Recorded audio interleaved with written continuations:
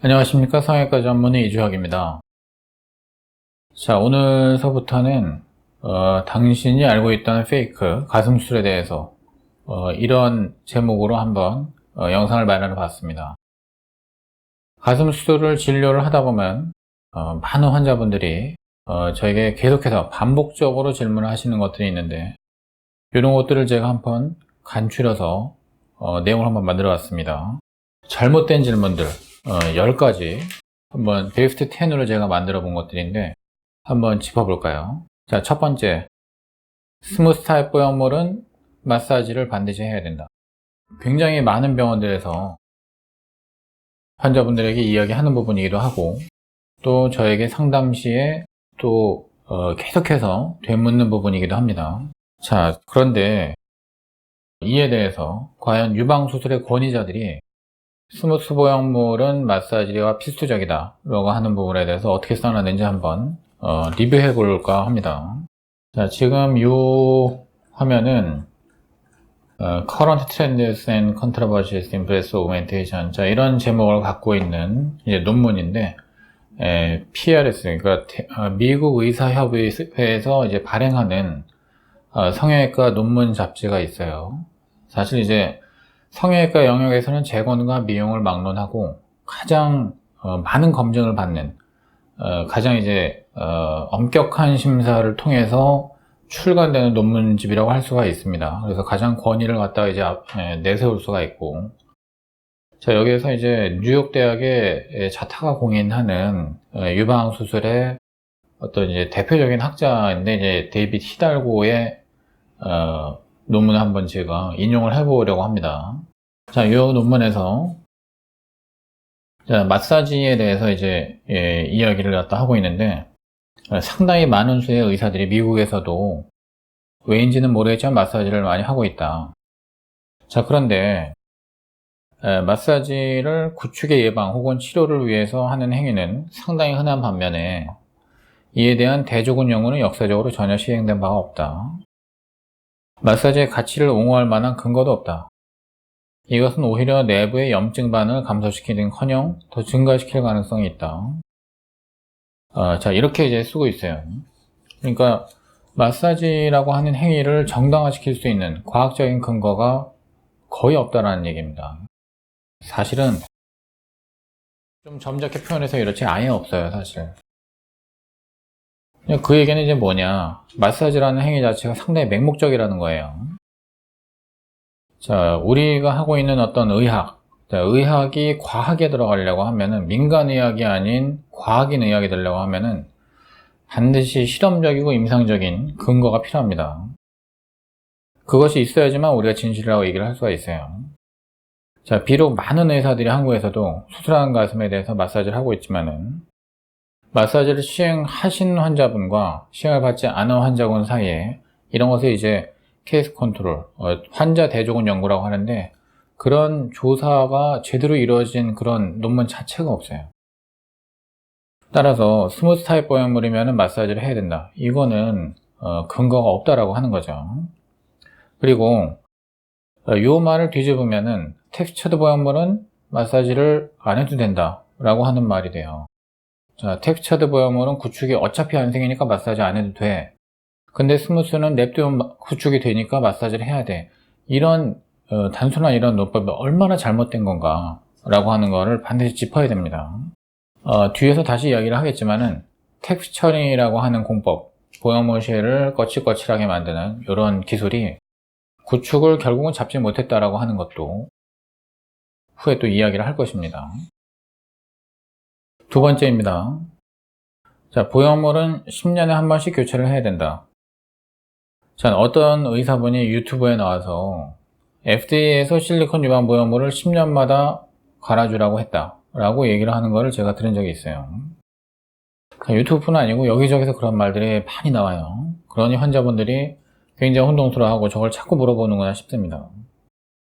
자, 하도 물어보는 부분이라서 제가 정말 이제는 대답하기 좀 징그럽다, 자, 이런 생각까지 드는데, 자, 그러면 문제가 되는 FDA의 언급, 자, 그거를 한번 봐보겠습니다. 자, 이 문서는 2011년에 FDA에서 실리콘젤 충전 유방 보형물에 대한 최신 사항들을 환자분들에게 또는 이제 의사들에게 배포하기 위해서 만든 자료예요. 이게 과연 안전하느냐라고 하는 부분. 자, 여기에서 제가 쭈루룩 한번 내려가 보면은 관련 내용이 여기 나옵니다. 키포인트 서머리에서 이제 보면은, 자, 번역 한번 해보면은, 자, 루틴 리플레이스먼트, 즉 이제 주기적인 교체, 보형물의 주기적인 교체는 불필요하다. 불필요하나, 많은 여성들은, 즉 이제 유방수술을 받은 여성들 중에 많은 수가 이후에 재수술이 필요할 수 있다. 보형물을 교체하거나 또는 이제 수정하거나 또는 제거하거나 이런 어디셔널 서저리, 즉 이제 재차 다시 하게 되는 이런 수술이 필요할 수 있다라는 점을 염두에 둬야 된다. 자, 이런 식으로 이제 멘트가 되어 있어요.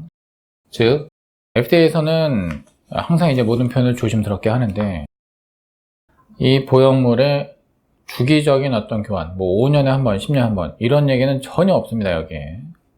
단지, 일단 수술을 했으면, 자, 이거를 내가 다음에 시간이 얼마가 지나든지 간에, 재수를 할 수 있다라고 하는 그런 가능성을 열어두고서 수술을 받으라는 이야기예요.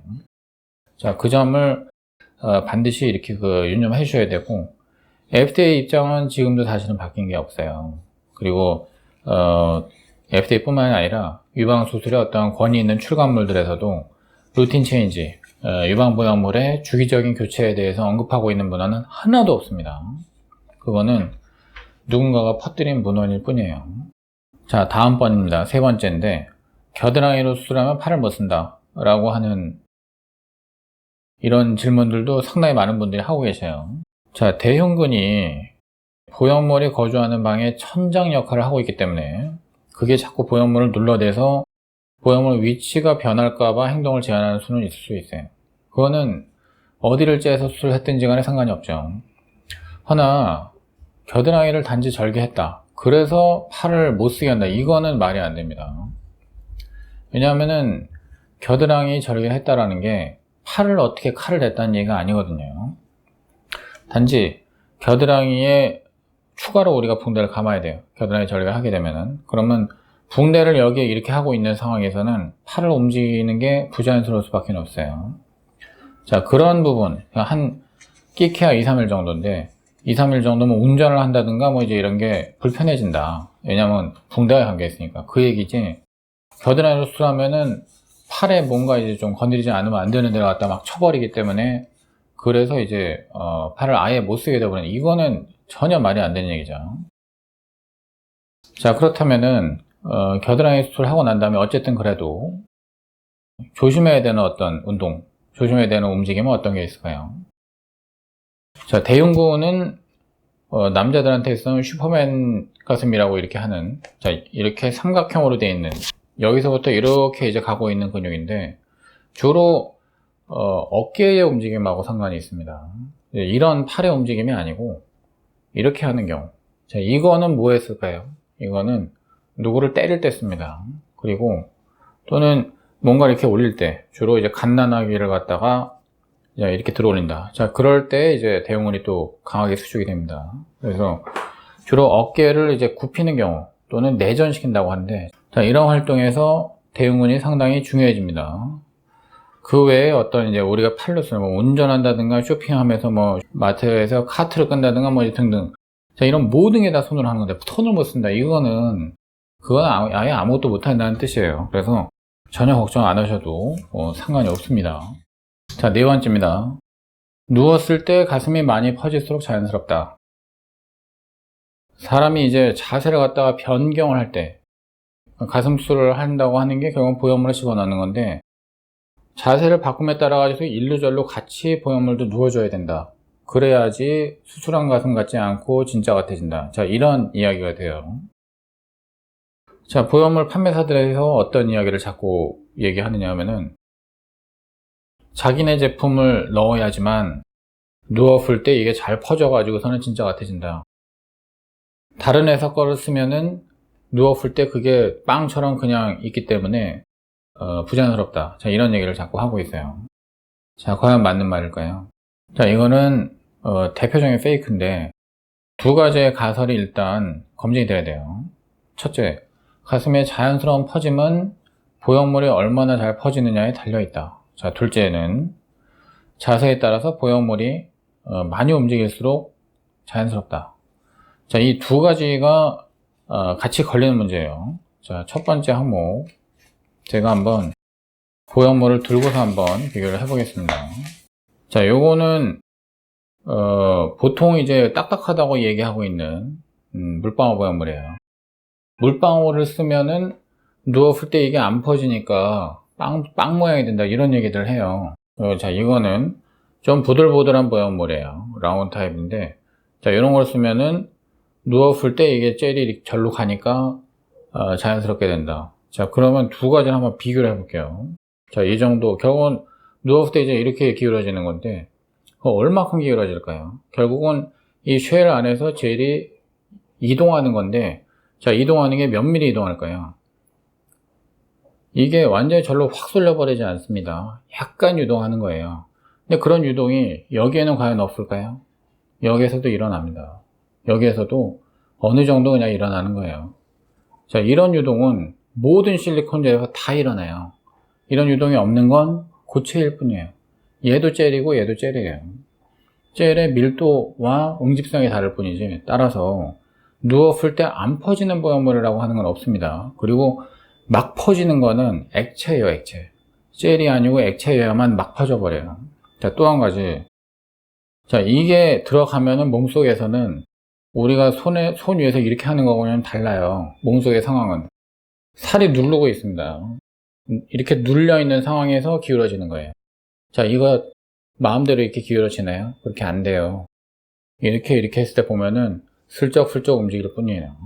얘네들도 마찬가지. 슬쩍슬쩍 자기 원래 성깔대로 못 움직입니다.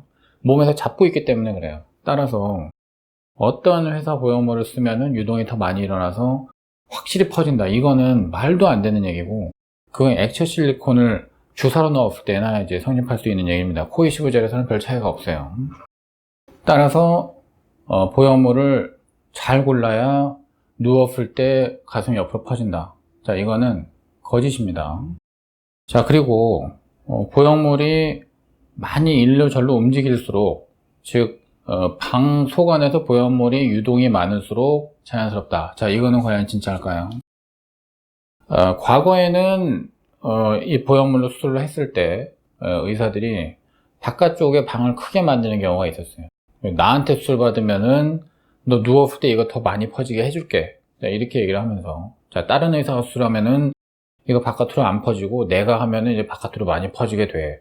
자, 문제는 뭐냐면은 바깥으로 한번 이제 막 파버리면 얘네들은 보형물에 비해 가지고서 너무 큰 공간이 돼 버리면서 유격이 돼 버려요. 즉 누웠을 때 이쪽으로 그냥 막 너무 넘어가는 경우가 한번 생기는데, 자, 이런 일이 일어나게 되면은 도로 잡을 방법이 없어요. 그래서 보형물이 옆구리 쪽까지 넘어가 버리는 이런 상황이 이제 막 발생해 버리는데, 이거는 굉장히 큰일이에요. 예, 이렇게 보형물이 어떤 정해진 한도를 벗어나서 너무 많이 움직이는 거, 너무 많이 놀고 돌아다니는 걸 하이퍼 모빌리티라고 하는데, 상당히 중요한 유방술의 부작용 중에 하나입니다.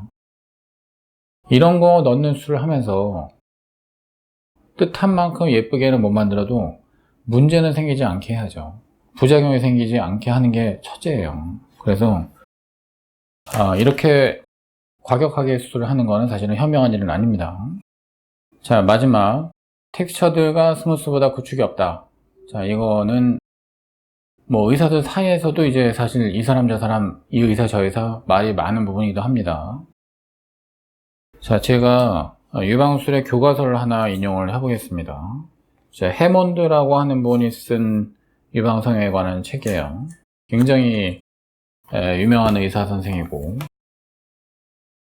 자, 여기에서 구축, 그리고 이제 텍스처링과 이제 스무스 타입에 대한 어떤 차이를 얘기하는 그런 부분이 나옵니다. 자, 여기에서 나온 얘기는 텍스처링 표면을 갖고 있는 그런 보형물이 실제로 구축에 발생률을 줄이느냐 라고 하는 질문에 대한 대답은 아직까지도 결정이 되지 않았다 이렇게 나와 있어요. unanswered. 그러니까 아직도 그 질문에 대한 대답이 못 찾았다는 뜻이에요. 계속 우리는 그걸 연구 중이다라는 얘기예요. 자, 텍스처링이 나온 게 얼마 됐느냐면은 80년대 초반에 나왔어요. 그러니까 30년이 넘었거든요. 근데 아직까지 잘 모르겠다. 자, 이러고 있는 거는 텍스처링이라고 하는 거에 대해서 아직까지 많은 의사들이 확신이 없는 겁니다.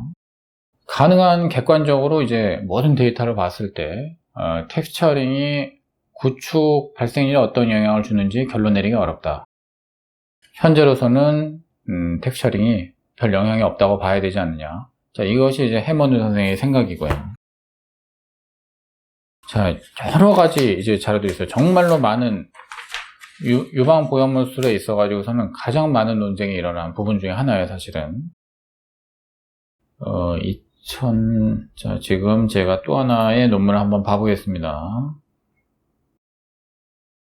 자, 지금 요것도 이제 2014년도에 히달고 선생이 냈었던 논문인데, 자, 지금 여기에서 이야기하는 거는 보형물의 플레인에 따라 가지고 구축의 발생률이 달라진다는 이야기를 하고 있어요. 자, 한국에서는 사실은 대용은 아래쪽에다가 보형물이 들어가는 게 대부분인데, 대용은 아래쪽으로 들어갔을 때는 텍스처링과 스무스 사이에 구축 발생률 차이가 없다. 자, 이렇게 이야기를 하고 있어요. 대용은 위쪽으로 했을 때는 스무스 타입이 조금 더 구축이 많았다. 자, 이런 이야기였습니다. 그런데 이제 불행스럽게도 이제 한국에서는 그냥 위쪽으로 보형물을 위치시키는 경우가 굉장히 드물죠. 자, 그러다가 PRS의 2016년에 PRS의 편집장인 로리히 교수의 연구 중에 이런 말이 나왔어요. 여기에서 이제 메타 아날리시스 연구를 했는데, 구축의 치료를 위해 가지고서는 보형물을 바꾸는데 텍스처링으로 바꾼 경우, 스무스로 바꾼 경우, 이때 재발률의 차이를 검사를 해봤는데, 오히려 스무스 타입으로 재수를 한 경우가 구축 재발이 더 낮았다는 결론이 나왔어요. 자, 그러면 이제 이거는 과연 텍스처링의 의미는 뭐냐, 이런 의문을 사람들한테 불러일으키게 됐죠.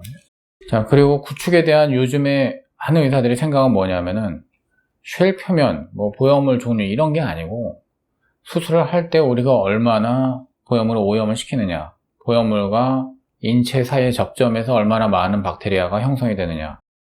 자, 거기에서 이제 구축이 출발이 된다고 생각을 하고 있어요. 자, 그러니까 구축은 스무스면은 생기고 텍스처면은 안 생긴다 라고 하는 이런 명제 자체는 아직까지 증명이 안 됐어요. 이거는 페이크입니다. 아직까지는 이거는 거짓이라고 봐야 돼요. 자, 그러면 마이크로 텍스처나 실크 서피스, 자, 이런 보형물들, 걔네들은 서피스에 텍스처드에 속하니까 구축이 안 생긴다. 자, 구축이 안 생기니까 또 마이크로 텍스처 이런 것들은 또 마사지도 필요 없다. 자, 이런 말도 역시 페이크죠. 자, 지금까지 일단 5개 정도의 명제를 추려가지고서 한번 당신이 믿고 있던 페이크를 한번 진행해봤습니다. 자, 이어서 또 6번째서부터 10번째까지 사실을 갖다 한번 검증해 보겠습니다. 감사합니다.